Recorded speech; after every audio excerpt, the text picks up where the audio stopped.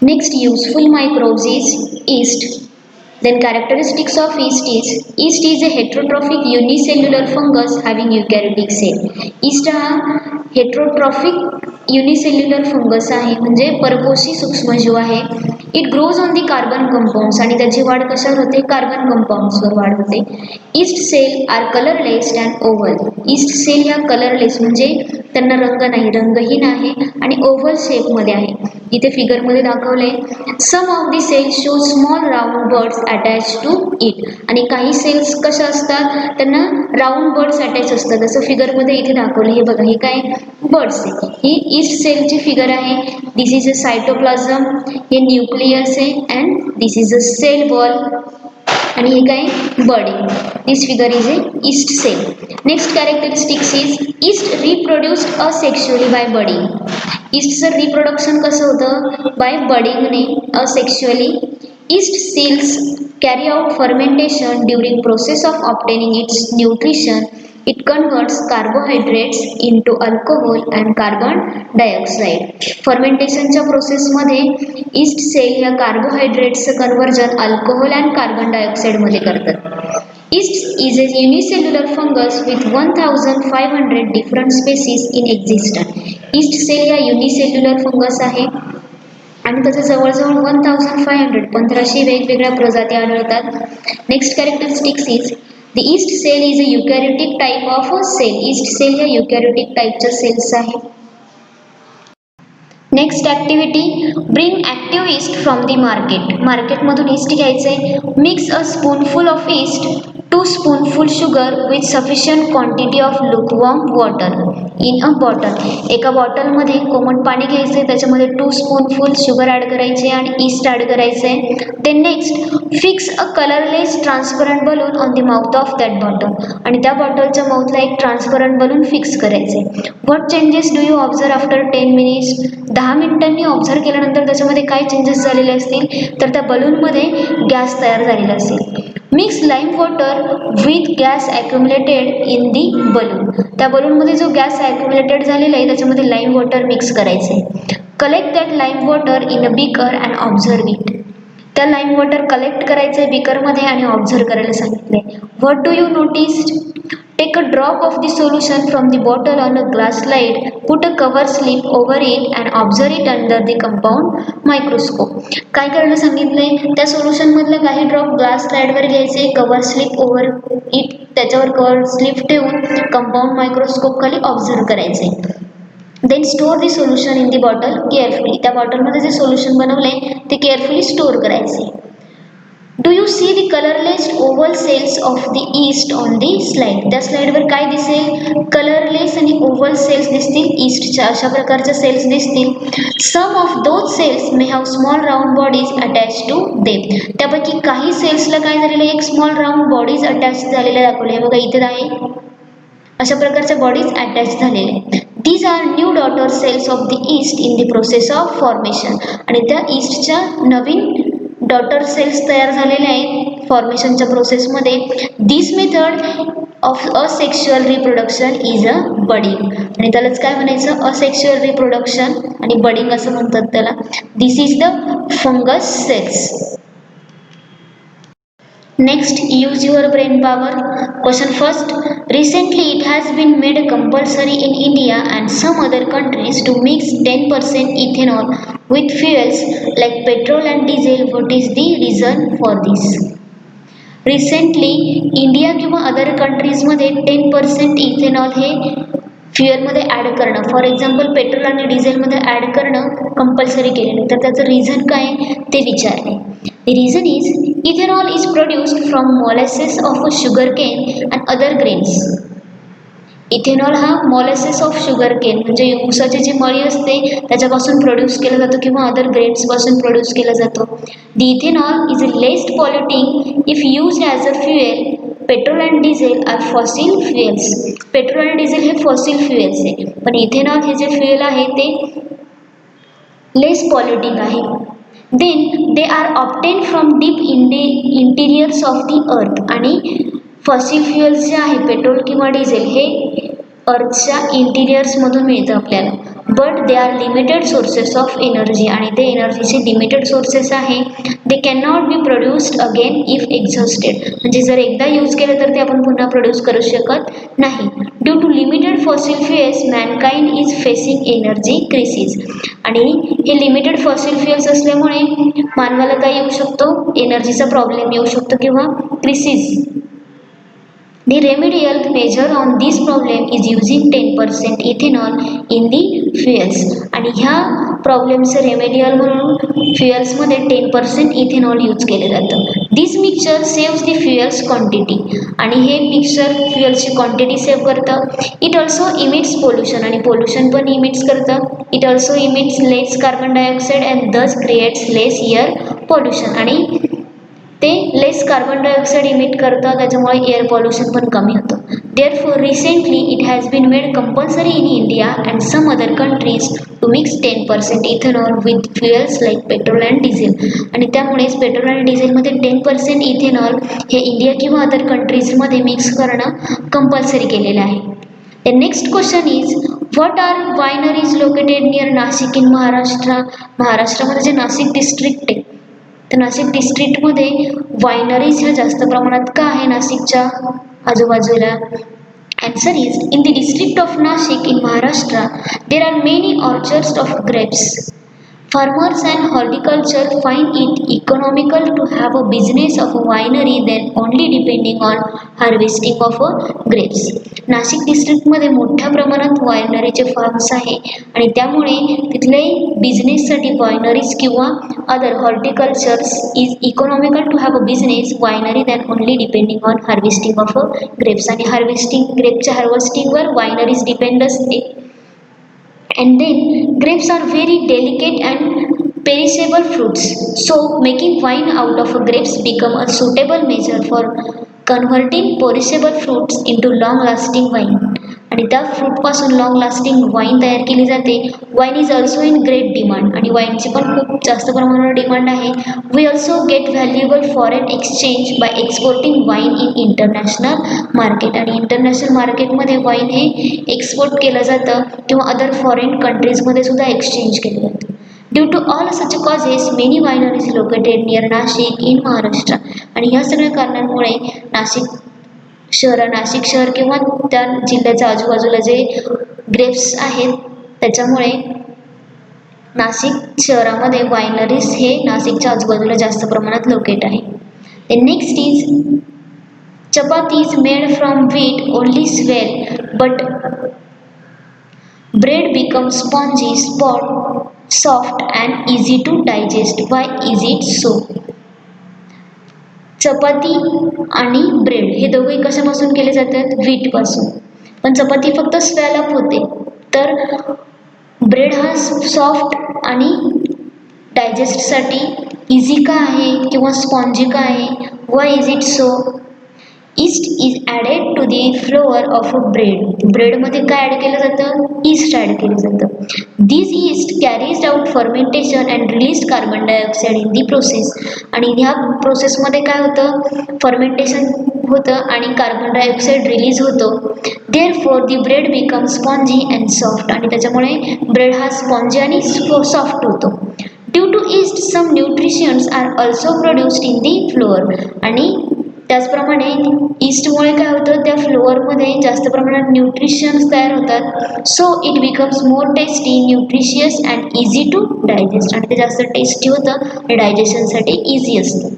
Floor of chapatis does not contain yeast, आणि जे चपातीचं फ्लोअर असतं त्याच्यामध्ये ईस्ट नसतं. While roasting this only the gas present in the flour expands making them to swell, आणि त्यामुळे काय होतं? चपाती ही फक्त भाजली जाते किंवा ती स्वेल होते, ते त्याच्यामध्ये ईस्ट ॲड नसतं म्हणून.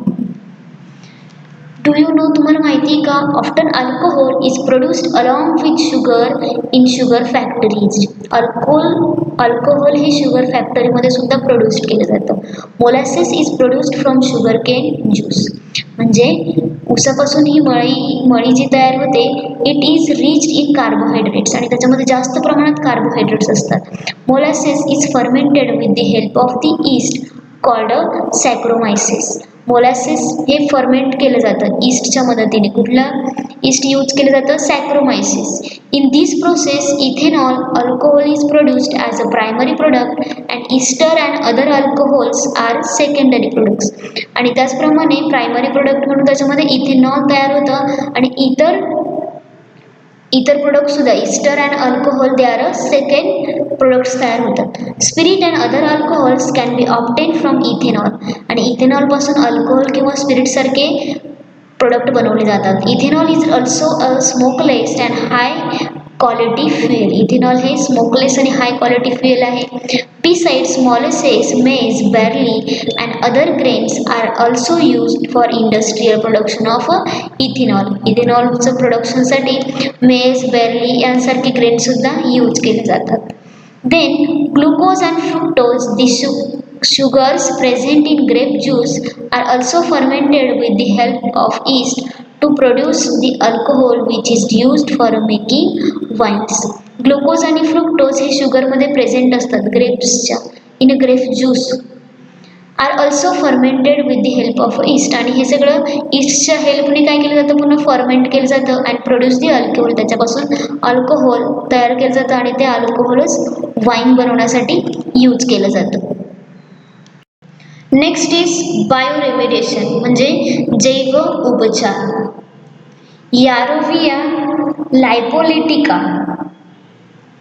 Yarovia lipolytica is also a yeast species which is used to absorb the toxins released during the production of palm oil.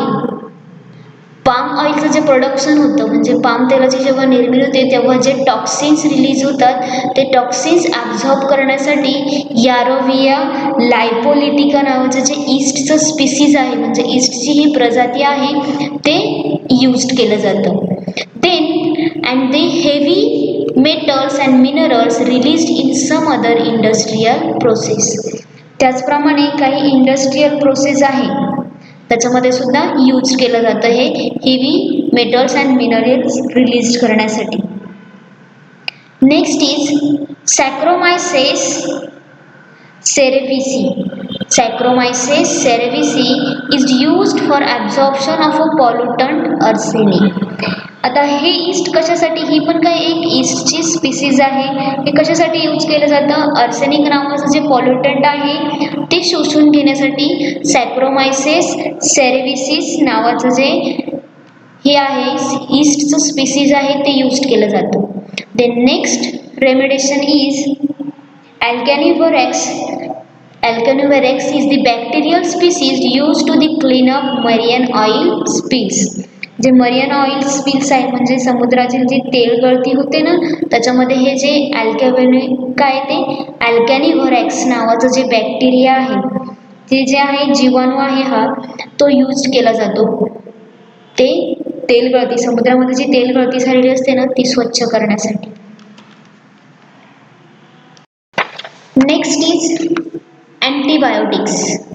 Some bacteria and fungi produce carbon compounds which can destroy or prevent the growth of harmful microorganisms are called the antibiotics. Antibiotics ची definition काय दिलेली आहे? काही जे bacteria किंवा fungi आहे ते carbon compounds produce करतात आणि त्यापासून ते हार्मफुल मायक्रोऑर्गॅनिझमची ग्रोथ प्रिव्हेंट किंवा डिस्ट्रॉय करतात त्याला अँटीबायोटिक्स असे म्हटलं जातं. Antibiotics have a control many bacterial disease. अँटीबायोटिक्समुळे खूप साऱ्या प्रमाणात बॅक्टेरियल डिसीज कंट्रोल करता येतात. For example such as a tuberculosis and typhoid and these have a created revolution in the medical field. TB किंवा टायफॉइड सारखे जे आजार आहेत ते कंट्रोलमध्ये आलेले आहे अँटीबायोटिक्समुळे आणि त्यामुळे मेडिकल फील्डमध्ये मोठ्या प्रमाणात रिव्होल्युशन क्रांती झालेली आहे.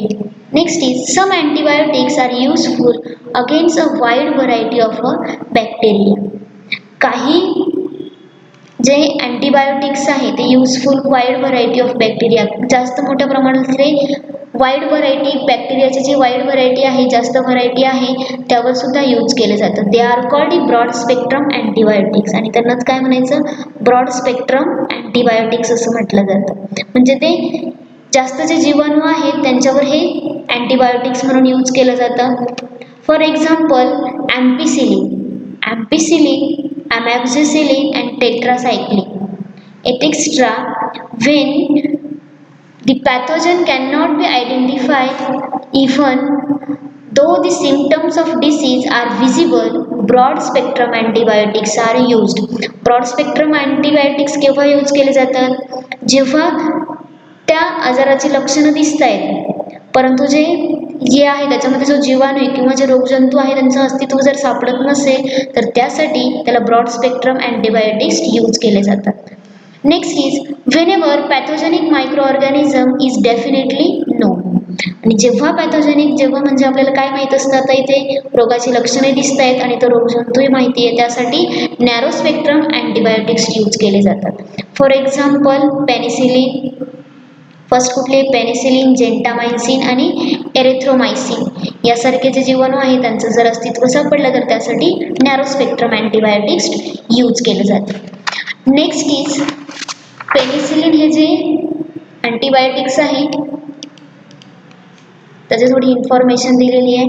Penicillin is a group of antibiotics obtain from a fungus Penicillium. जे पेनिसिलियम फंगस आहे, कवक आहे, हे त्यापासून तयार केलं जातं हे antibiotics. And is use for controlling the infection caused by a bacteria. आणि ते कशासाठी यूज केलं जातं? हे जे बॅक्टेरिया आहेत, कुठले बॅक्टेरिया दिलेत बघा ज्यांच्यापासून इन्फेक्शन झालेले आहेत. फर्स्ट बॅक्टेरिया कुठला दिलेला आहे? First is a streptococci. Next is a clostridia आणि कुठला दिलेला आहे? स्ट्रेप्टोकोकाय. स्टॅफोलोकोकाय, स्ट्रेप्टोकोकाय आणि क्लोस्ट्रिडिया. हे जे आहेत, हे जे बॅक्टेरिया आहेत यांच्यापासून जो आजार होतो किंवा काही संसर्ग जर झाला तर तो आटोक्यात आणला जातो. Medicines containing penicillin are useful to treat certain bacterial infections of the ear, nose, throat and skin as well as diseases like pneumonia and scarlet fever. Scarlet fever किंवा निमोनिया झाला त्यासाठी सुद्धा. स्कॅर्लेट फिवर म्हणजे तो कुठला? लोही तांग ज्वर असे म्हणतात त्याला. फिवर म्हणजे ज्वर माहिती ना.